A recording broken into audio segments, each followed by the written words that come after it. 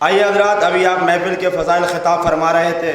سربراہ حوزہ علمیہ جامعۃ التبلیغ جانشین فخر العلماء علینا مولانا مرزا جعفر عباس صاحب قبلہ کی اب میں تقریر کے لیے دعوت سخن دیتا ہوں صدارت مقاصدہ جانشین خطیب اکبر علی جناب مرزا اعجاز اختر صاحب سے کہ وہ آئیں اپنے نورانی بیان سے مومنین کو قلوب کو منور فرمائیں۔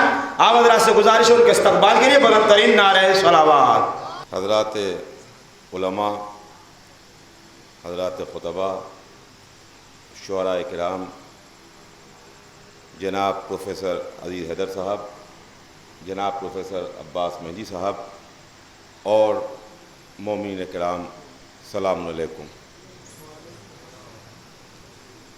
محفل کا آغاز تو ہو چکا۔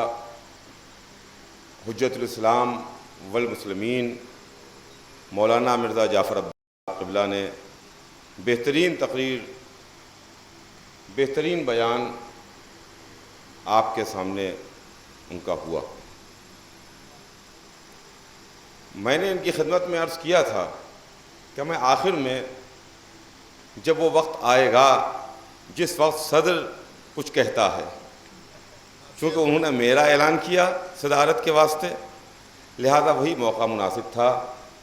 اس وقت تو حضرات شعراء کو مجمع سننے کے واسطے بے قرار و بے چین رہتا ہے، لیکن بہرحال مولانا کا حکم ہے، اس واسطے چند منٹ آپ کی خدمت میں کچھ عرض کر کے اور اپنی بات کو تمام کروں گا اور آپ کی اور شعراء کے درمیان زیادہ حائل نہیں رہوں گا۔ عزیزان گرامی، یہ جشن مولود کعبہ مولا کائنات علی ابن ابی طالب علیہ السلام کی ولادت باسعادت کے سلسلے میں خدا کی قسم کائنات عالم و آدم میں اللہ نے کچھ فضیلتیں علی کے واسطے لکھیں جو نہ علی سے پہلے کسی کو ملی، نہ علی کے بعد کسی کو ملی۔ نہ علی سے پہلے کسی کو ملی، نہ علی کے بعد کسی کو ملی، نہ اولین میں کسی کو ملی، نہ آخرین میں کسی کو ملی۔ ان فضیلتوں میں ایک فضیلت یہ بھی تھی کہ کعبے میں صرف علی پیدا ہوئے، نہ علی سے پہلے کوئی پیدا ہوا، نہ علی کے بعد کوئی پیدا ہوا۔ مولود کعبہ علی ہیں، کعبے میں پیدا ہونے والے علی ہیں۔ ابھی آپ سماعت فرما رہے تھے مولانا سے، جعفر عباس صاحب قبلہ سے، کہ جناب مریم کو حکم ہوا کہ یہ عبادت گاہ ہے، اللہ کا گھر ہے، یہاں تو باہر چلی جاؤ۔ جناب مریم بیت المقدس سے باہر آئیں، لیکن خدا کی قسم ایک بی بی وہ بی بی ہیں کہ جن کو خانہ کعبہ میں بلایا گیا، جو خانہ کعبہ میں بلائی گئیں، جو اپنے گھر سے چلیں، پشت خانہ کعبہ پر آئیں، پشت خانہ کعبہ پر آ کے انہوں نے شکم کو دیوار کعبہ سے مس کیا، اللہ کی سرکار نے دعا کے لیے ہاتھوں کو بلند کیا اور فرمایا پالنے والے تجھے اس عظیم الشان عمارت کا واسطہ، تجھے ابراہیم خلیل اللہ کا واسطہ، تجھے ان انبیاء کا واسطہ جن کو تو نے مبعوث برسالت کیا، اور تجھے اس بچے کا واسطہ، اس مولود کا واسطہ جو میرے شکم میں ہے، ظاہر نہیں ہوا ہے، میرے اوپر سے مشکل کو آسان کر دے۔ عزیزان گرامی، چلیے یہ بات تو ہم کو جناب فاطمہ بنت اسد نے پہلے موقع پر بتا دی۔ جب پہلے امام کی ولادت کا موقع آیا تو ہمیں پتا چلا کہ جو پردے میں ہو اس کے وسیلے سے بھی دعا مانگی جاتی ہے۔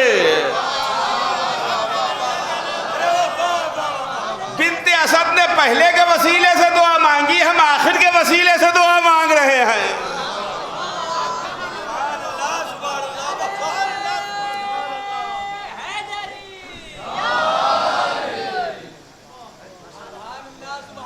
وہ گھر، وہ مکان جو اللہ کا گھر ہے، بیت اللہ ہے، کعبہ اللہ کا گھر ہے،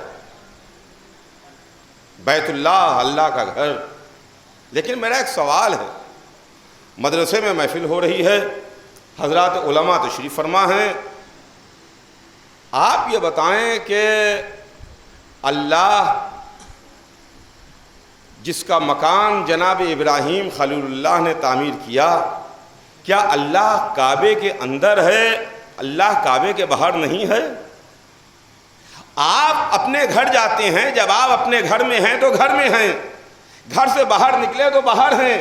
اس وقت آپ مدرسے میں ہیں تو مدرسے میں ہیں، گھر میں نہیں ہیں، محفل میں ہیں، محفل میں ہیں، آپ گھر میں نہیں ہیں۔ لیکن کیا ہم اللہ کے واسطے یہی تصور کریں کہ اللہ کا گھر ہے، کہ اللہ کبھی کعبے میں ہے، کبھی کعبے کے باہر ہے، کبھی یہاں ہے، کبھی وہاں ہے؟ کہا کیسی بات کر رہے ہیں آپ؟ اللہ کی ذات ہر جگہ ہے، کعبے کے اندر بھی اللہ ہے، کعبے کے باہر بھی اللہ ہے۔ توجہ چاہوں گا عزیزان گرامی، کعبے کے اندر بھی اللہ ہے، کعبے کے باہر بھی اللہ ہے۔ بنایا کس نے کعبہ؟ تعمیر کس نے کیا؟ کہا ابراہیم خلیل اللہ نے، جناب اسماعیل نے، ذبیح اللہ نے، اور جناب جبرائیل سردار ملائکہ، تین معصوموں نے مل کے کعبے کو تعمیر کیا۔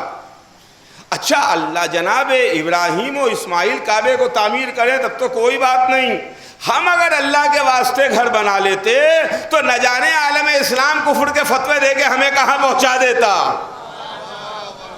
ہماری کیا حالت ہو جاتی۔ مگر ابراہیم کعبہ تعمیر کر رہے ہیں، اسماعیل کعبہ تعمیر کر رہے ہیں، جناب جبرائیل تعمیر کر رہے ہیں، کعبہ تعمیر ہو رہا ہے۔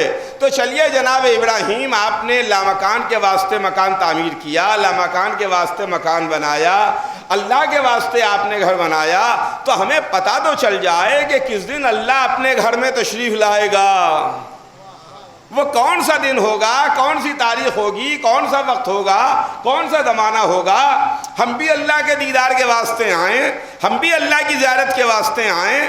جس دن اللہ آئے گا خانہ کعبہ میں ہم بھی اللہ کی زیارت کریں گے، اس لیے کہ معصوم اللہ کا گھر بنا رہا ہے، خلیل اللہ اللہ کا گھر تعمیر کر رہا ہے، یہ معصومین کے ذریعے سے اللہ کا مکان تعمیر ہو رہا ہے۔ کہ آپ کیسی بات کر رہے ہیں؟ ابراہیم خلیل اللہ نے بنایا مگر اللہ کس دن آیا؟ کہا بھائی اللہ کعبے کے اندر بھی ہے، کعبے کے باہر بھی ہے، آپ آنے کا ویسا تصور نہیں کر سکتے جیسا آپ کسی انسان کے واسطے کر رہے ہیں۔ مگر ہم نے یہ دیکھا کہ ایک دن ایک بندہ کعبے میں پیدا ہوا جو تھا تو بندہ مگر اس کی آنکھیں عین اللہ تھی، نفس اللہ تھا، زبان لسان اللہ تھی، تھا تو بندہ مگر بس عزیزان گرامی آخری بات اپنی بات کو میں تمام کروں۔ اکثر سوچا کرتا تھا کہ یہ معاملہ کیا ہے، یہ معاملہ کیا ہے۔ بہرحال جناب ابراہیم نے مکان بنایا، اللہ کے واسطے گھر بنایا، اس کی سرکار میں پیش کیا اور اس نے اس کو ایکسپٹ کیا، منظور کیا۔ اور قرآن میں لفظ بیتی ہے کہ ہاں میرا گھر، لفظ بیتی کہہ کے اللہ نے اس کو منظور کر لیا، ایکسپٹ کر لیا کہ ہاں یہ ہمارا گھر۔ چلیے اللہ کا گھر ہے، اللہ کا مکان ہے، کس دن اللہ کعبے میں آئے گا، کس دن اللہ گھر میں آئے گا۔ لیکن جب علی کی ولادت ہوئی کعبے میں تو پتا چلا کہ گھر کو کیوں بنوایا گیا تھا۔ معاملہ یہ ہے کہ دیکھیے جب کوئی کہیں پر کوئی بڑا VVIP آتا ہے تو انتظام فوری نہیں ہوتا ہے، بہت پہلے سے انتظامات ہوتے ہیں۔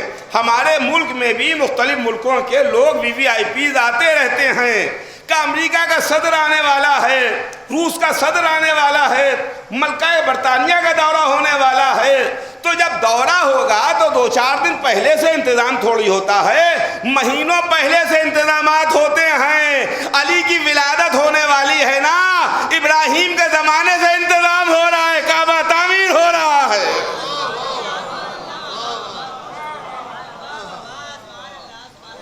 کعبے میں ولادت ہے خدا کی قسم، اور آج اسی مولود کی ولادت کا ہم یہاں پر جشن منا رہے ہیں۔ شعراء کرام بھی تشریف لا چکے ہیں، بارگاہ سجی بھی ہے، چاہنے والے موجود ہیں، مدح کا سلسلہ شروع ہو گیا ہے۔ بس عزیزان گرامی میں نے اپنی بات کو تمام کیا۔ ام محترم خطیب الایمان کے 4 مصرے آپ کی خدمت میں عرض کر کے محفل مقاصدہ ہے۔